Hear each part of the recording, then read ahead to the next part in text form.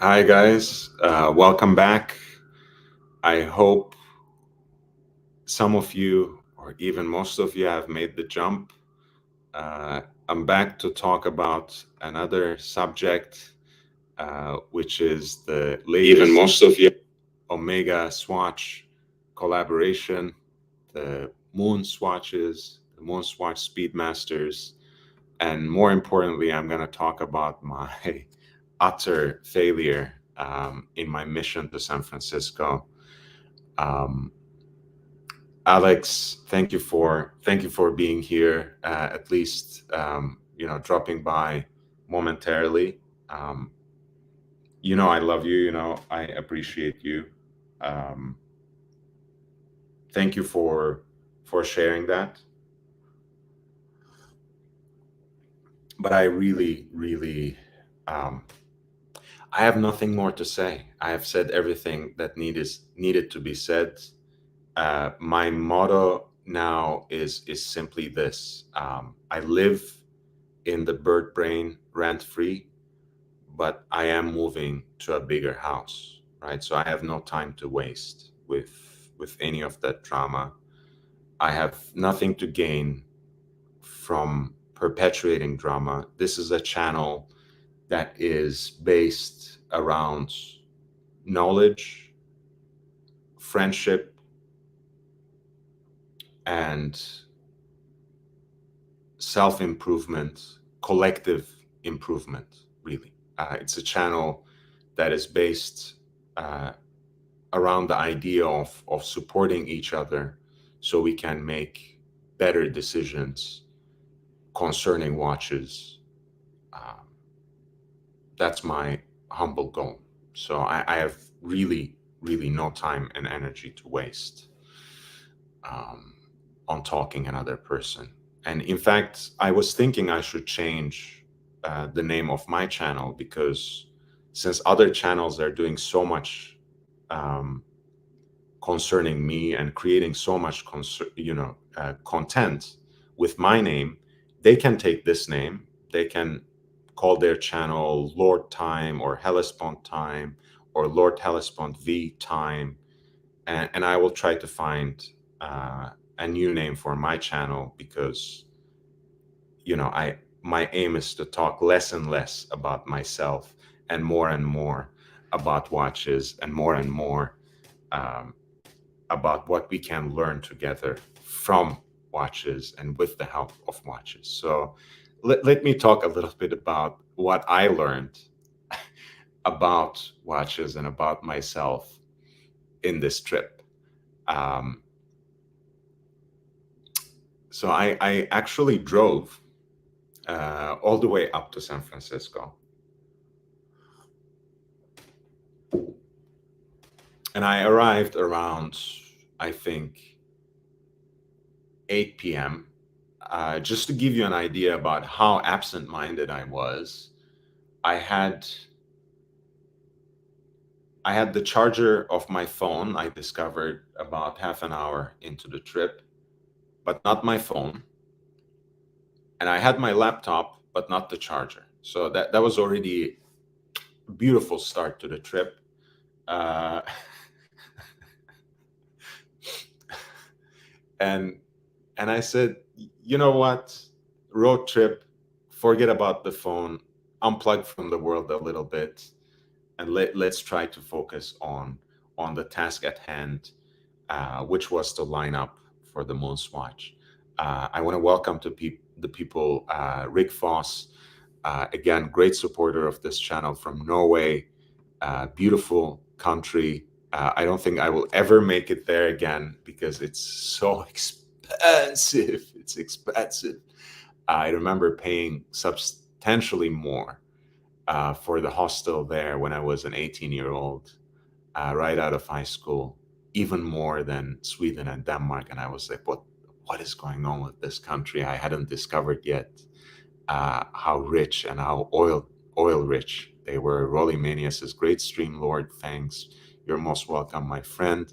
Lance, I just started the story archive. So nice to see you. Night Wristwatchman, uh, great guy from the UK. Patricia Teague, Hi, Patricia. Nice to see you. Wristwatchaholic. Oh, I'm sorry to hear that. It's really okay. But yeah, it's funny. It's funny. Um, so I make it there, and it's around what 8 p.m. I check into the hotel. I take a I take a shower. I go upstairs to the bar for a drink. Beautiful view, beautiful people, lots of fun. And around 2 a.m., I decide to call it a night. I get back to the room, and I'm not falling asleep, right? Um, I'm not falling asleep. So I said, "Oh, what the hell? I'm just steps away from the Swatch store, anyways." Um, I am an insomniac, so I have a hard time falling asleep. At any rate, I said, to hell with it. Let me make one of those, you know, one press coffees in the hotel room, and just huddle up and go line up in front of the store, which is what I did. Um, and the line was already extending to the end of the block, right? I almost caught it right at the corner of what is that, Powell, and I want to say Market, I think. But it was right before it started looping around and going all the way along the parking lot. Some people started counting later on, and we were roughly between 100 and 150 in the line up then, even when we lined up at 3 a.m. Saturday morning, the 26th. But so far, so good, right? Because the expectation was that now they had reduced the number to one watch per person. That was the new restriction. And in most locations, they had 100 150 or 180 watches. So I was like, okay, I'll get one. Maybe not exactly the color I want or I'd like, but whatever. Why not? And I'm here. Let's enjoy the show. Let's talk to people. And it was a very engaging and interesting group of people. I met some watch nerds, like I am. Um, and trust me, when I asked them about Archie, they knew. One was a fan of the Reverso, for example, and he said, "Well, you know who put me on to that watch?" And I was like, "Yeah, I think I do, Archie Luxury." Um, so talk to the average person who is a watch nerd and who has anything to do with social media or YouTube at all. They know Archie. Don't play games with just because you have a lot of subscribers on YouTube. Don't pretend that you created those mountains over there, and you don't know who actually started this in earnest on YouTube. Okay, those grudges out of the way. So there were some watch nerds in the crowd, but a lot of them were very young people, hype beasts. You could already tell by what they were wearing, clad in all Supreme or North Face, ex Gucci, uh, all sorts of different collabs, right? So they were mostly interested in the fact that there were these two giants colliding and giving them a collectible, uh, and fashionable and hyped up product. Very young people for the most part. Some of them coming there with the hopes of buying their first ever wristwatch. So the first few hours was just sheer excitement for everyone, but for me as well too, because I was seeing that vision, um, of this collaboration come true. I was seeing that vision being realized. And what was that vision? you take an icon out of the world of horology, which has all the heritage, all the provenance, all the classic design elements that you would need, and you make that accessible, exciting, um, in a way that it wasn't before, to this larger world of people, larger world of hype beasts. And here it was happening in front of my eyes. Those people who have never worn a wristwatch, perhaps beyond the Apple Watch, and who have never actually bought a watch for themselves, were lining up early in the morning to get the MoonWatch, a version of the MoonWatch. How cool is that? Right? One of the most recognizable designs yet in horological history, especially from the second half of the 20th century. And here you have uh, people who who are, barely 20 years old, most of them much younger, who are sitting on concrete, and nodding off because they're almost falling asleep and waiting for the new Omega and Swatch release. That was pretty cool. Um, Chunkster, yeah, you're here. Where was I staying in San Francisco? I just chose it on the basis of its proximity and the bar it had. I stayed in the Marriott Marquis, or Marquis, Marriott Marquis.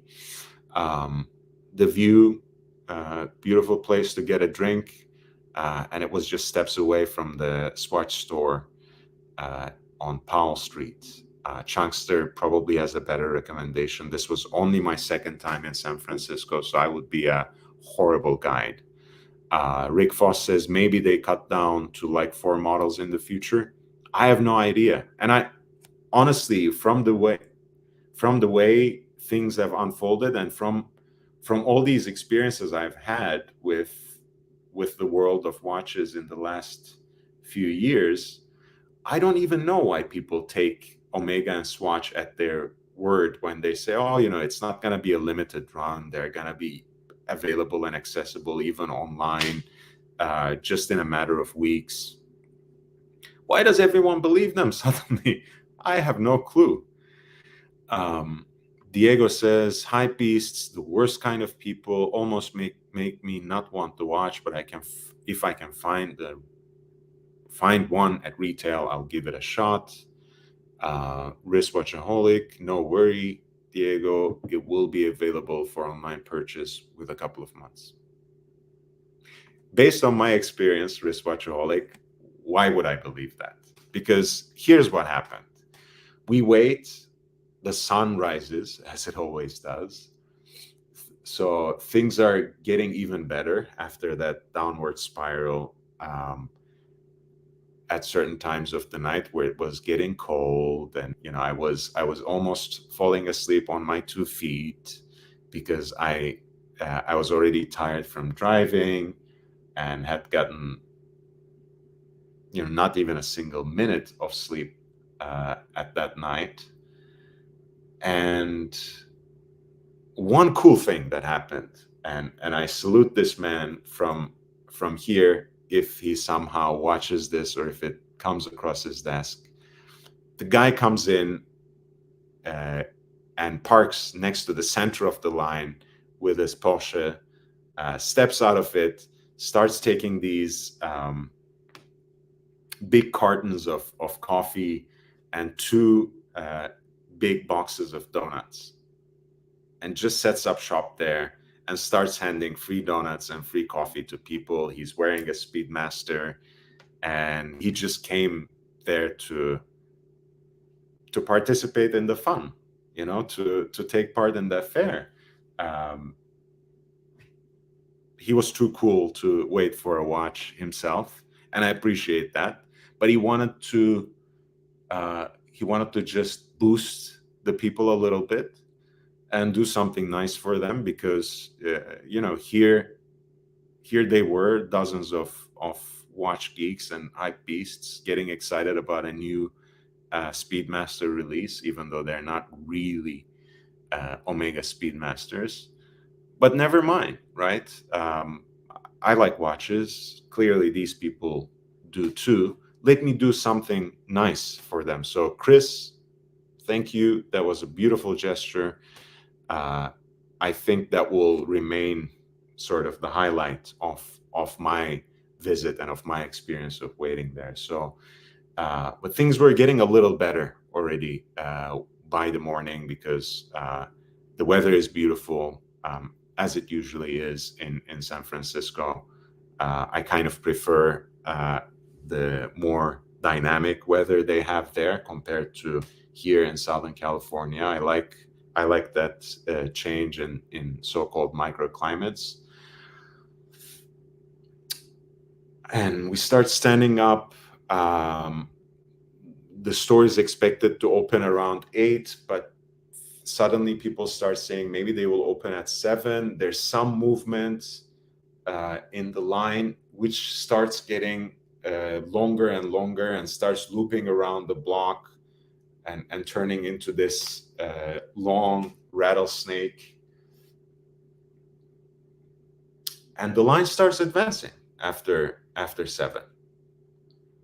And we get more and more excited. And even, some people start pulling out their phones and going through the models again. Let me try to make an educated choice. Let's not leave it to the last moment. What would I get? What would I get if I want to keep it? What would I get if I want to flip it? There are all these conversations all over the place. People are genuinely getting excited. And then at some moment, the lines stops moving. And that's the time where I started getting very suspicious and fidgety, which comes with the territory, of course. By now, we have been standing up or sitting on concrete for more than 7 hours. It was already past 10. And the store had been open by then for 2 hours. And the line just wasn't moving in any significant way. You weren't seeing a lot of people coming out with anything. In total, I've seen less than, in fact, with my eyes. Of course, they don't have to exit in one direction. They can just walk away and disappear in other directions as well. But I haven't seen more than a dozen people walking out with a bag.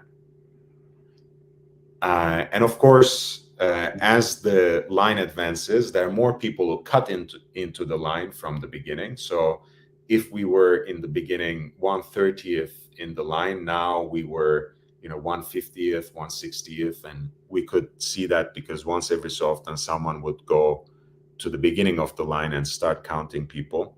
So up until the middle of the line, you have a pretty perfectly straight line with 1 or 2 people lining up behind each other. And then, as you get closer to the entrance of the store, of course, that line expands like that. And as the day advanced, people started cutting into it. People who have been holding the line for entire groups, of course, started calling their friends and inviting them into the line. So there was already that problem. But suddenly you keep hearing these rumors, right? They had a waiting list. They wrote down a number of names yesterday night, and the watches are only reserved for them, and you won't get any. There was no way of confirming, right? Because no one actually came out to say anything to us. No employee, no security guard, not a soul came out to address any of these rumors. But you already saw basically 2 huge problems, right? Swatch is having a release limited to restricted locations in the world. For the entire state of California, you have just one store, which is already under construction, apparently. So it's all boarded up and very small to begin with.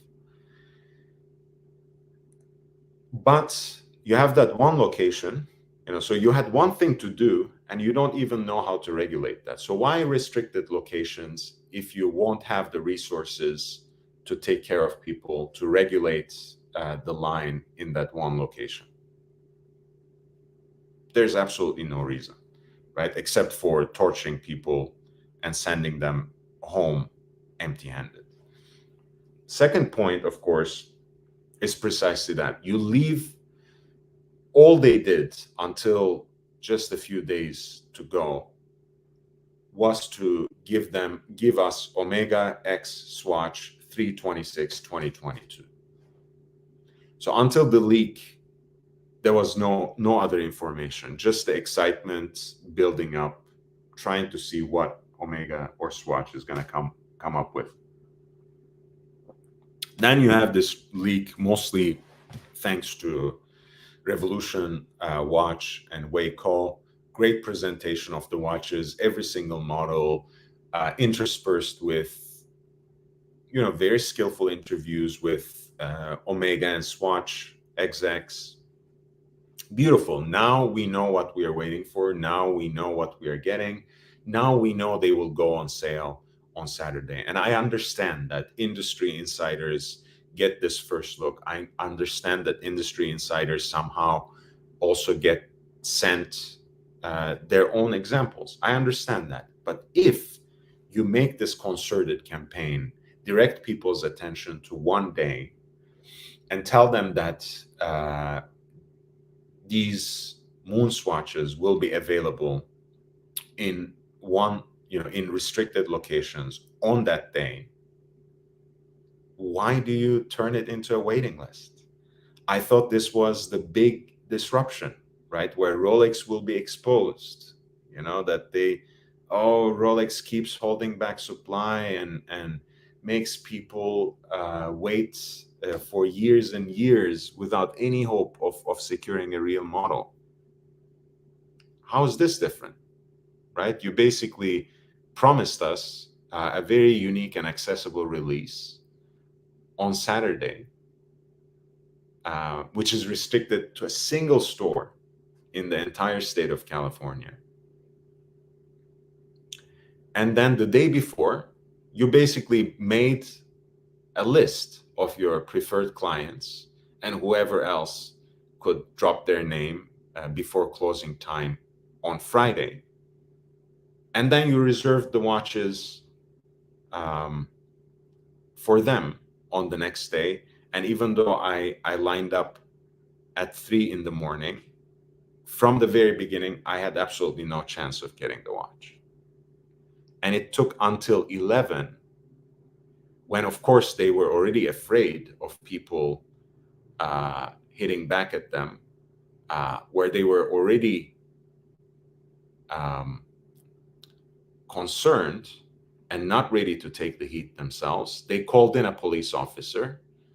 Apparently, the security officer in the front explained it to him, because one of the people who were standing close to me in the line went up and saw they're talking to the police.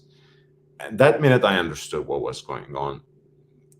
Not more than 5 minutes later, the police officer came down the line, and every few steps, he would say, there was a waiting list. If your name is not on the list, there are no more watches. Please disperse. So at the end of the day, we were sent home around 11:30. Clearly, we had no chance of actually getting the watches, and no good deed goes unpunished, right? We actually listened to what they had said. We lined up there early in the morning for the Saturday release, but it turns out they had already made a list and they had already allocated the watches the day before for their first and best clients. And we had no chance already at the beginning. I thought, I wish Showcase was here. I wish James was here, so I could have him on board and talk about this. I thought it was Rolex who did dirty like this to people. What's wrong with Omega and Swatch? This is much more disingenuous, much more dishonest, and much more cynical than anything Rolex has ever done in the last few years. All Rolex does is to propagate the idea that this is an exclusive and luxury brand that's not widely available. That can be snobbery, but it's not hypocrisy. And if you ask me, from my vantage point, hypocrisy is much worse than snobbery or sorry, snobbery or exclusivity. Um,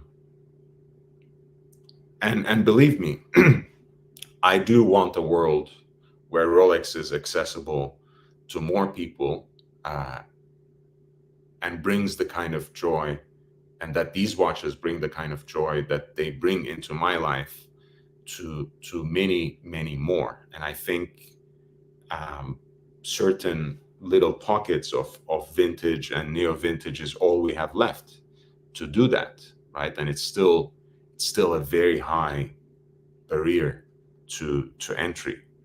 Don't take me wrong, but yeah, at the end of the day, man, I don't even know how to deal with these two companies. You know, Rolex and Omega. To me, they're all the same, and the way they organized this whole thing, I wanted to say botched up this whole affair, but that would that would imply that they had good intentions to begin with. I think this was just an advertising campaign.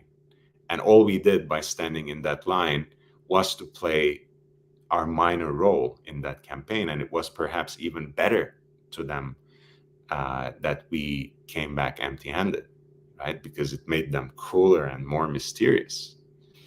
Think about that, right? This was supposed to be the anti-Rolex move. This was supposed to be the anti-snobbery move, where you could get an entire community of enthusiasts excited around these very, very intriguing, very beautiful, very flavorful, and very accessible set of releases. They still have to live up to that promise, right? Because I think as a vision, I still believe I'm gonna push my own personal resentment aside. As a vision, I still think this is a great idea. It's genius marketing. I think the idea that they could generate so much excitement, in a group of people who cared about watches, in a great group of people who didn't care about watches, in a way that they brought them together around this conversation uh, on an iconic watch that is reconfigured and reconceptualized, reconceived in a way that became relevant in year 2022. That's brilliant. And they have to live up to that promise. They have to release these watches in a way that's more available and more accessible and at the price point that they have promised. They still have to fulfill that. So I think it's a great idea, horrible execution. And this is all I'm going to say in terms of negativity. I just want to get back to some of the messages. Messaging matters. I'm sort of shocked at the number of young people on lines around the world. Yes, and I was positively surprised. And I think this is still one of the better parts of the campaign. I hope, again, Omega lives up to the promise that it has given to those young people. Because believe me, these kids were so excited about getting that watch and about getting a wristwatch. Take advantage of that moment. Don't leave behind those people as bitter, resentful, and heartbroken. I didn't think Swatch was on their radar, and they weren't even alive for the first moon landing. Neither were some of their parents. Exactly. Joe, of course you want to keep your Speedy, but many Speedy owners want to buy swatches too, they can see the humor and fun in it. It seems like an FU to Rolex mission to Uranus. Um, yeah, I think, again, beautiful idea, and it still remains to be executed, right? I'm going to give them the benefit of doubt, even though personally, that waiting in line, I think it was a horrible experience. I still had a lot of fun in San Francisco, don't take me wrong. And we will get, actually, my second point I want to talk about, something that mitigates the failure, even though that in itself ended up being a failure as well, is another collaboration. And I will get back to that. Rick Foss says, again, this is not a Speedy, it's a Swatch shaped as one. Yes, and I think that's what made it so beautiful and so exciting to me, because it's different material, different colors, in a way that Omega has not done themselves when you look at the entire range, right? Because some of the moon swatches, of course, contain a lot of design cues that nod towards some iconic Speedmasters, don't take me wrong. But the fact that they were not an Omega Speedmaster was what was exciting to me, honestly. And I would still, again, I would still love to have one or two, in fact, at the retail price. Don't take me wrong. Especially those that won't probably soon appear as Omega Speedmaster models. I like the novelty aspect. Nothing is new that bioceramic they use for years in other models. Exactly. It is their proprietary material, but it's not the first time they use it. Mathis, legend. Yes, I did survive.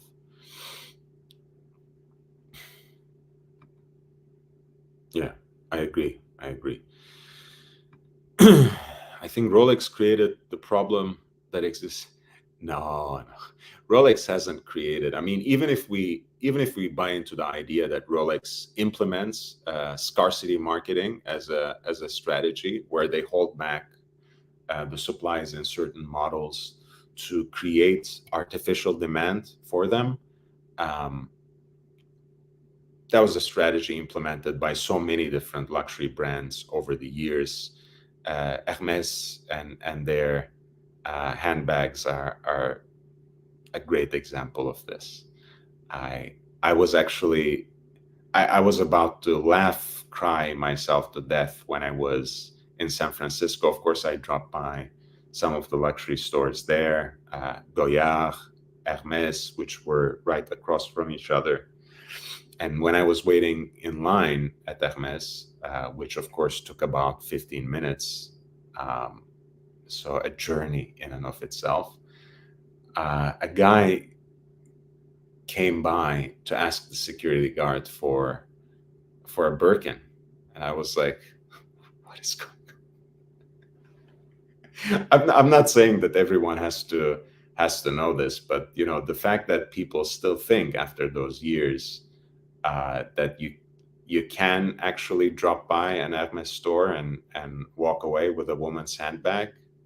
It's crazy. It's as crazy as people going into a Rolex store and asking for a sports stainless steel sports model, but it still happens. So, Joe, you're absolutely right.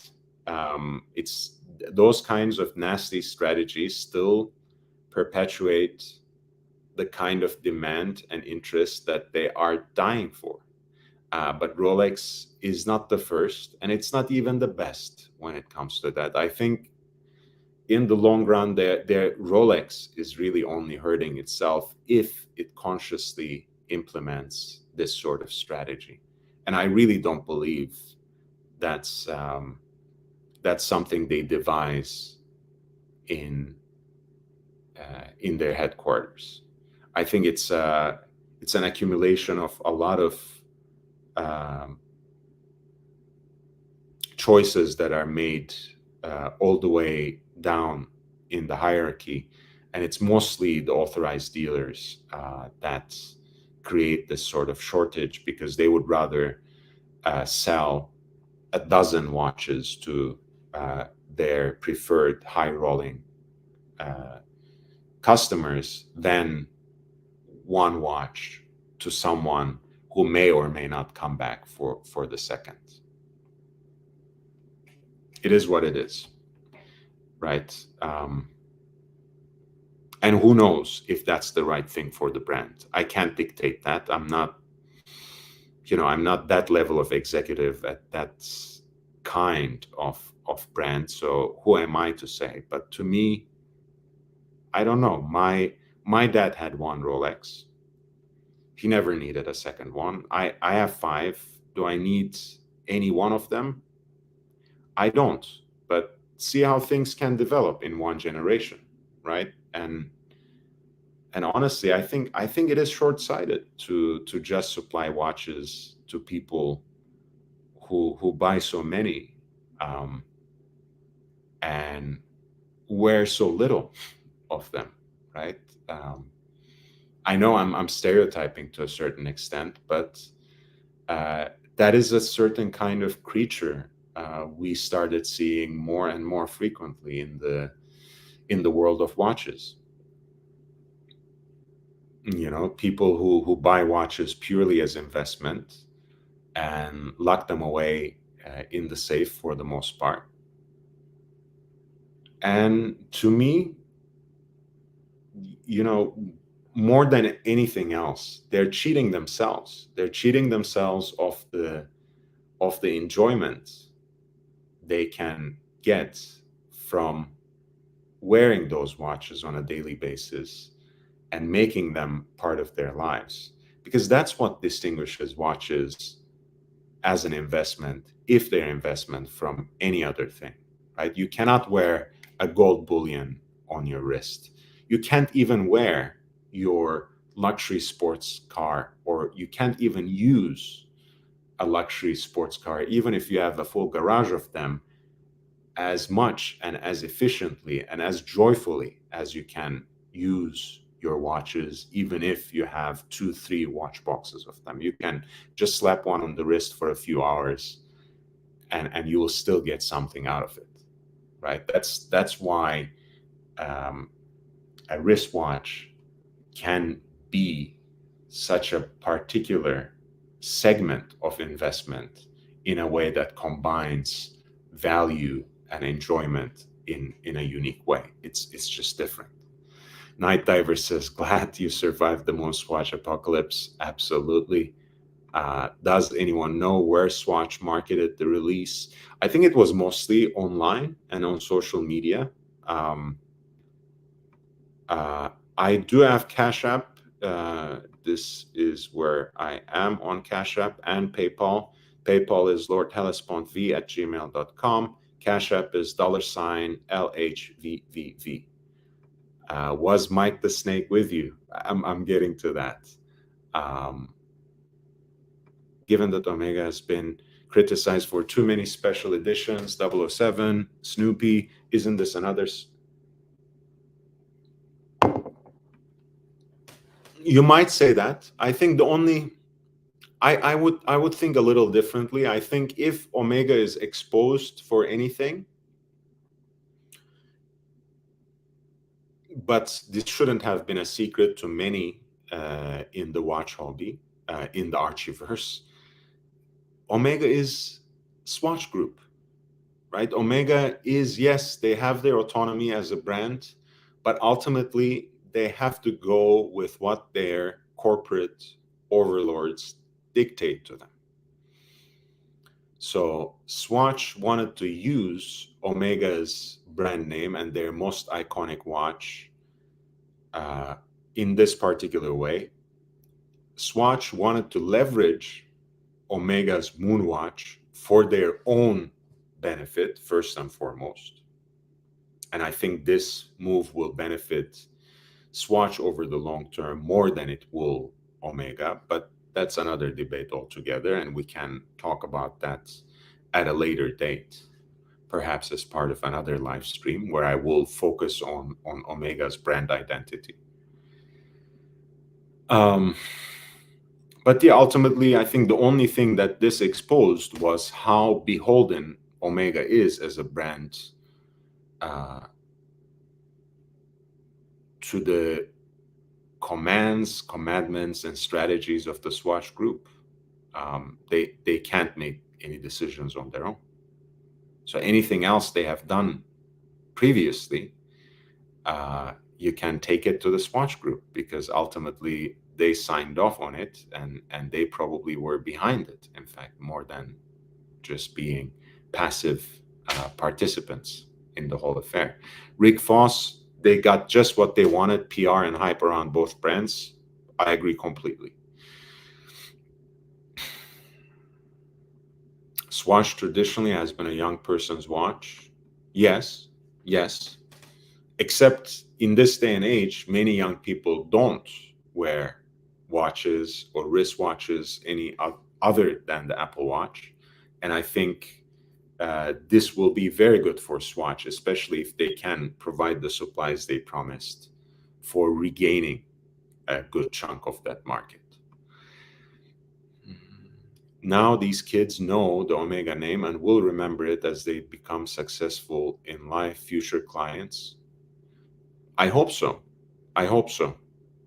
Again, I hope that most of the people who lined up can eventually and hopefully soon get at least one of these watches, one of these MoonSwatches. And I think that will help Omega, hopefully more. But I really think that it will help Swatch, because at the end of the day, it is a Swatch more than it is an Omega. It is a quartz watch. I know most people don't care about what kind of movement is in the watches. I know they don't geek out about it the way we do in this community. And I don't know. I think as they become successful in life, now the ball is in fact in Omega's court to prove them why they should consider something that costs 20 times as much or 25 times as much for their next purchase, right? Why shouldn't they buy 3 or 4 more of them and wear them around with different kinds of straps and buy a proper Omega Speedmaster? Now the ball is in Omega's court, and they have to make their case to those potential clients they have gained or they might have gained from this release, and convince them to actually get the real McCoy, right? The real deal Omega Speedmaster. I did have more time in San Francisco, and I went to Tourneau, and they basically kicked me out of the place. Again, no good deed goes unpunished. I just told them, hey, I'm out of town, just dropping by. I already have good relationships with, certain authorized dealers. I gave them names, but I have been waiting for a long time now. I was wondering if I could increase my chances, and I have just one model in mind. And they were like, oh, no. We have enough clients here. You won't, if we have something coming in and we call you, it will take you hours to be here, and I can sell that same watch to someone who's just 20 minutes away. Fair point, right? But nothing is available anyways, and at least not to me. So it didn't really, that was probably one of the most negligible parts of my visit. No hard feelings whatsoever. But I wouldn't expect anything from visiting ADs at this point, especially when you're out of town. You can drop by, you can kind of take a sticky beak, as the Pontiff says, but don't expect anything to come out of it. Just buy a date, just. Thank you for the kind words, Chili Badger. Time is Money says, correct me if I'm wrong, but Omega is not selling these. Yeah, it's not even only Swatch, in fact, right? At this point in time, it was only available at select Swatch stores around the world. Not even Swatch authorized dealers. not any other Swatch Group brand boutique. It was only available at Swatch stores. So these are, first and foremost, swatches made with Swatch quartz chronograph movements in the shape of the iconic Omega Speedmaster. These are swatches, first and foremost. That's my perspective, but I'm happy to be corrected if you don't think that's the case. But yeah, time is money is absolutely right. Have to give credit to the creative Swatch team, sure. Creating a hysteria vibe out of a plastic quartz watch. Yes, Omega boutiques did have their part in the marketing campaign, but they have not sold these watches, not so far anyways, and they're not expected to. Patricia says, at least with Rolex, you can find an AD that will work with you regardless of spending history, as I did. Hermes, it's known to get their quota bags. You have to spend an equivalent dollar on other items. Absolutely.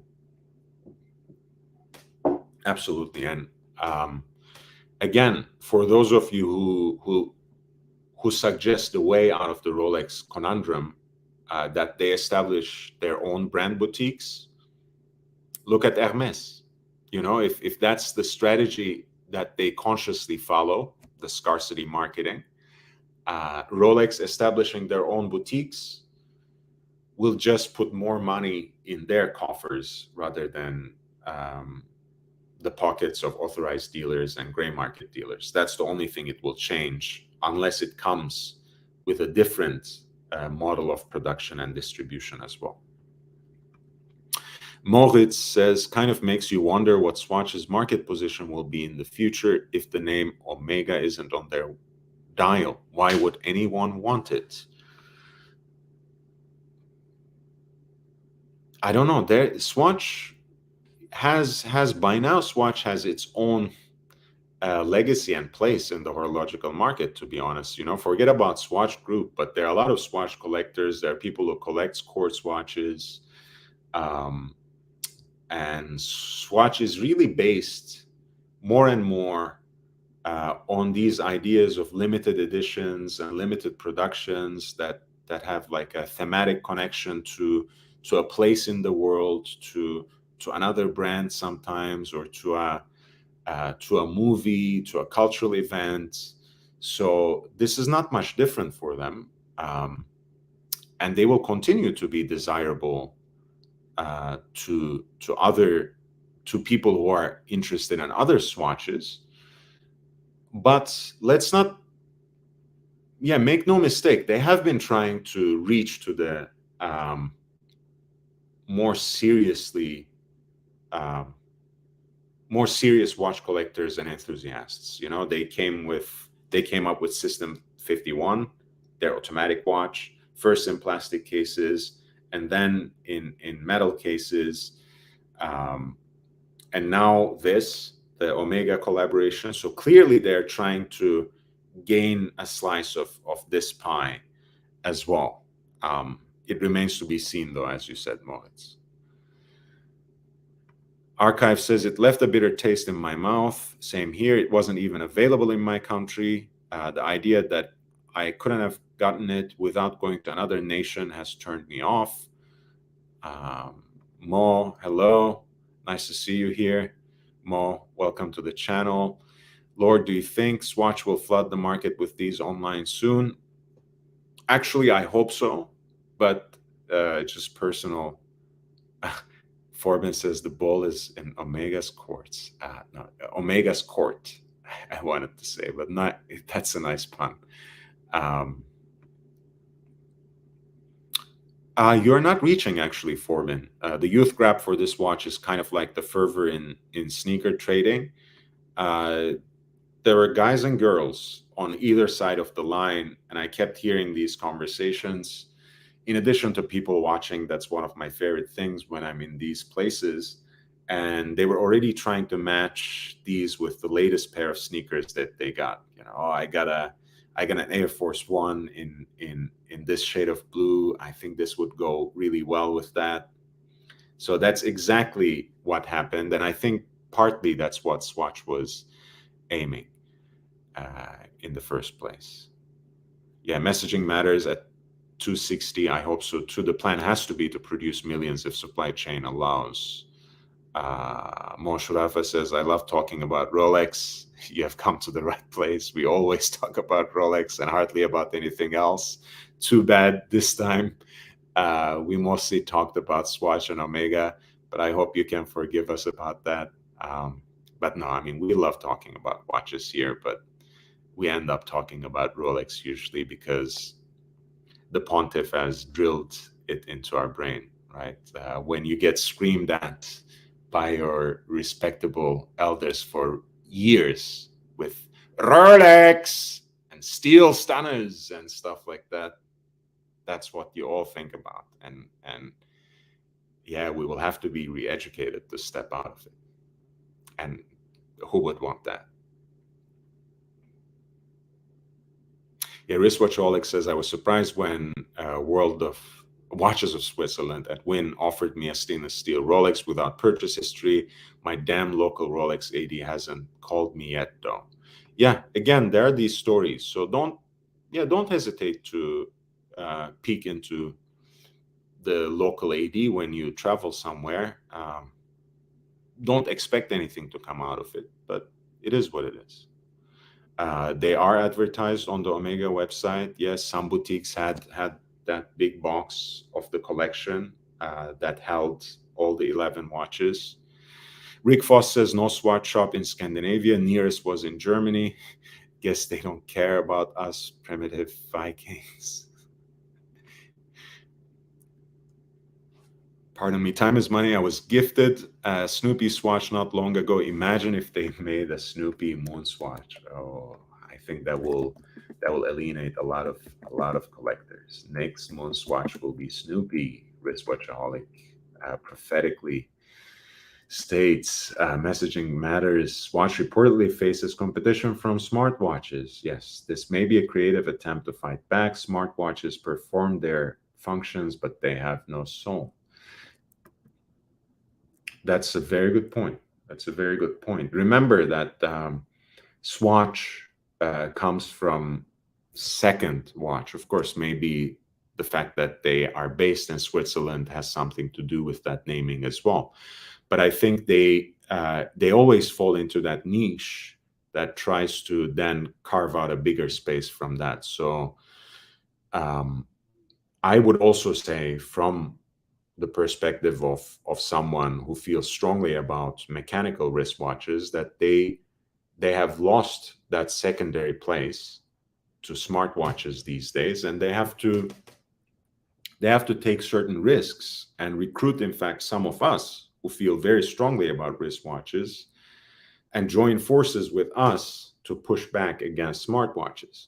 Once again, if we were looking for that sort of utility and pinpoint atom clock accuracy, no mechanical watch could provide us that. I've just sent the link if you want to join the conversation. Now I turn for a quick bit to another failed collaboration from my standpoint, and that was this particular collaboration. I was hoping that we would at least come up with the Snake X Lord collaboration, and that mission to San Francisco could be thus redeemed. But unfortunately, since Mike is already, as you know, taking care of Scooter, his 19-year-old puppy, who is a little bit frail and weak these days. He couldn't make it either, and the fact that I could only communicate with him via email, since I stupidly left my phone behind all the way down south in Los Angeles. That didn't help either, but I don't think he had time for me this time around. But all is good. I had some gifts for him, so that's what I feel bad about. But I'm sure I can just send them to him. But I would rather, I'd rather do that in person, and I'm sure there will be a chance very soon. Um, I think I would like to go back to San Francisco and take my time there a little bit, maybe stay 2, 3 nights rather than one night next time, and give my presents to Mike. Maybe share. I know he's sober, but maybe share a cigar or two. That's what I was planning. It wasn't meant to be there. Many others, many other valuable characters from the Archieverse around the Bay. So next time I go, hopefully I'll be more strategic and meet a few of them. And Mike, it'll be wonderful. Yes, we all pray for Scooter, um, and Mike will be good for sure. Rohit says the idea of a disposable watch with a monobody case that cannot be opened, serviced is puke worthy. It's against what we watch collectors stand for. I can't disagree. It's very disposable, and the fact that they made it from bioceramic, um, I'm not sure how much that helps. It's a byproduct of consumerism, like every other electronic device. Rick Foss says that's right. No watch should be disposable. Messaging matters. Who thinks Swatch knew the frenzy would ensue for this release? This was only a 5-day build-up at most. Yeah, you're right. Maybe they were generally unprepared. But hey, Swatch Group is a multinational conglomerate with God knows how many billions um, in revenue. So they should have planned it better. I'm not going to make excuses for a global giant, right? But I do see your point. Messaging matters. Maybe they didn't expect to generate this much interest. But everything else about the campaign was so well thought out and so thoughtfully executed, right? The way they designed everything after a planet, and they had all this wonderful, engaging copy to go with it. It just doesn't make sense to me that they didn't realize how much interest they would generate. They knew exactly what they were looking at, and either they botched it still, and again I find it hard to believe, or we all played our little role as minions to generate even more interest for their product by lining up there and coming um, coming back empty-handed. Archive of Sorts says, I'll collab with you. Thank you. Thank you. Poor Mike. It's hard losing a dog. Absolutely. Chili, thank you so much for being here. I'm about to wrap up here as well.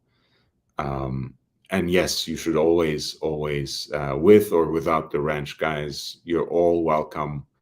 I'd love to have more panelists in the future. I usually try to pre-arrange it. But for any one of you to pop in, I've posted the link already. If no one else is joining, I'll probably wrap up quite soon. But it was so nice to be with you over the course of these two live streams. The one on vintage and neo vintage Submariners, pre 2000 ideally, and now about the MoonSwatch releases and my particular failure in acquiring any of them on my trip to San Francisco. As Aussie expat said, I should have really gone to Las Vegas, but I have such distaste for that place. I don't even go other than some fights, some boxing matches.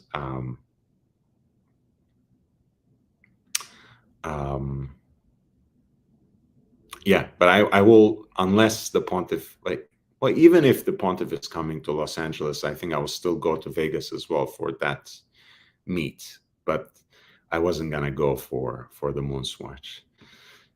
Je ne peux pas plus faire le voyage pour Mike. Je sais pas.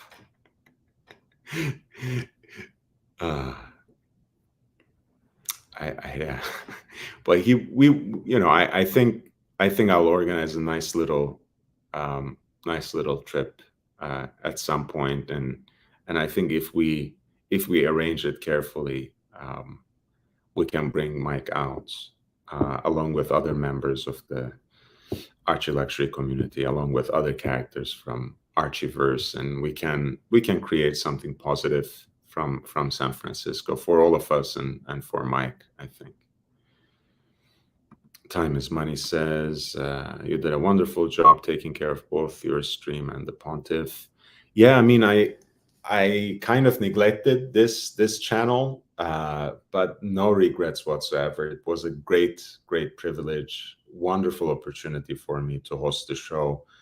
Of course, I gained some exposure, and yes, partly it was self-serving because of that, but I put a lot of effort and a lot of work into it, and you have seen it in the audience. We did make a lot of money for the Pontiff, and that in itself was great for me, and I did my job. But more than anything, again, that day when Archie jumped in character, with his sports jacket or suit jacket, bare chested, and then jumped out to supposedly go to sleep, but just couldn't contain himself and come back for more watch conversation because he was still listening to the stream. That to me was my moment of redemption. I was like, okay, if I got everything else, if I had gotten everything else wrong with this stream, and this was my one highlight to take away, I would be happy with what I did. We did much more as a community. I think we generated a lot of positives, even in the Pontiff's absence. But there are so many moments that I will cherish so much. So I'm happy to have done it, and I'm happy to continue to appear as a panelist and do that job of guest hosting if and when I'm needed. But I'm also happy that I can take time now over the next few weeks to create more content for this channel and forge on with also some shorter videos as well. Yes, Lance. I'm doing a stream on the modern Sea Dweller line. I'm wearing 5513 from year 1968, meters first, on its original riveted bracelet. That was for you, Rick. Yeah, I'm quite vain, but not vain enough that I would change watches from one stream to the other in a matter of 5 minutes. I'm still wearing the sub. Guys, thank you so much for being here. Once again, until the end of the month, if you have a question, if you have a request, you can send me an email at lordhellespontv@gmail.com, and I will answer it absolutely for free. And I will make a video about it. Same thing with collection review and interviews. If you want to share your collection with me, send me some photos, and we'll set up a time for the live stream when it's convenient for you, so we can make a conversation about it and learn first and foremost more about you and your life, and also, of course, talk about your watches, where you get some time and shine to show off your most prized possessions. Thank you so much. Junior Johnson, welcome back. I was just about to end it, so I hope you don't mind. So send me send me those emails, questions, requests, collection reviews to lordhellespontv@gmail.com. Don't forget to upvote on your way out. Tell your friends that we're trying to get this channel monetized and get to 1,000 subscribers. Help me with that. If you're feeling generous, the PayPal is the same email address, lordhellespontv@gmail.com. And I do have a Cash App as well at $LHVVV. Thank you so much, guys. It's thanks to you that this stream went so well. I hope to see you later today as well. And hopefully we will have yet another great Archie Luxury